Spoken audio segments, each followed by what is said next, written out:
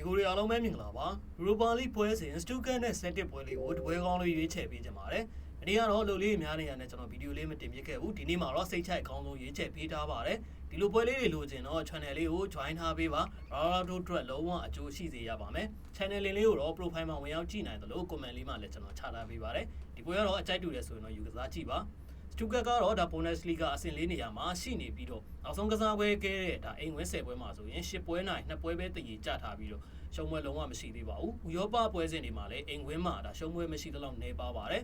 ပထမကြောက4-1ဆိုတဲ့ဒါရလက်ကြောင့်အသာစီးရအောင်နေမကပဲအခုလိုအိမ်ဝင်းမှာဆိုရင်အနည်းဆုံးဒါ2ဂိုး3ဂိုးလောက်တော့တွင်းထားနိုင်ပါတယ်စစ်တစ်ကတော့ဒါ Scotland League ရဲ့ထိပ်သီးအသင်းဖြစ်ပေမဲ့ဒါဂျာမန်ကလပ်တင်းတွေနဲ့ရှင်တော့အဆင့်တန်းတော့ကွာနေသေးပါနောက်ဆုံးဥရောပအဝေးဝေး9ပွဲမှာဒါ4ပွဲအထိရှုံးထားပြီးတော့ပေးကိုယ်လည်းများနေပါတယ်ဂျာမနီမြေမှာ16ပွဲလာကစားထားတာမှာ12ပွဲတောင်ရှုံးထားပြီးတော့တပွဲမှနိုင်မထားပါဘူးလူစီမိုင်းကိုကြည့်မယ်ဆိုရင်စတူဂတ်ဘက်မှာဒါနောက်ခံလူချဖို့ပွဲပက်ခံထားပြီးတော့ဒါကွင်းလေလူအင်ချယ်လိုစတယ်လာလည်းမပါပေမဲ့ဆက်တစ်ဘက်ကတော့ဒါဒဏ်ရာပြဿနာတွေပုံများနေပြီးတော့ခံစစ်ပိုင်းမှာလည်းကာတာဘေကာစ်နဲ့ဂျူတာတို့မပါနိုင်ပါဘူး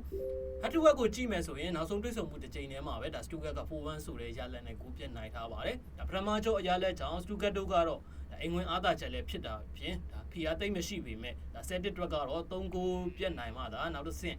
တက်နိုင်မှာမလို့ဒါတိုက်စစ်ဖွင့်ပြီးတော့ကစားလာပါလိမ့်မယ်လက်ရှိခြေစမ်းရဆိုရင်တော့စတူဂတ်တို့ကပဲအနိုင်ယူသွားပြီးတော့ဂိုးများတဲ့ပွဲဖြစ်လာနိုင်ပါတယ်ညီကိုတော့ဒီပွဲလေးရဲ့ရက်လက်လေးကိုကွန်မန့်လေးမှာဝင်ရောက်ခံမှန်းဆွေးနွေးပေးသွားပါအောင်ဗျအားလုံးပဲခွက်လက်ဖြစ်ကြပါစေဗျ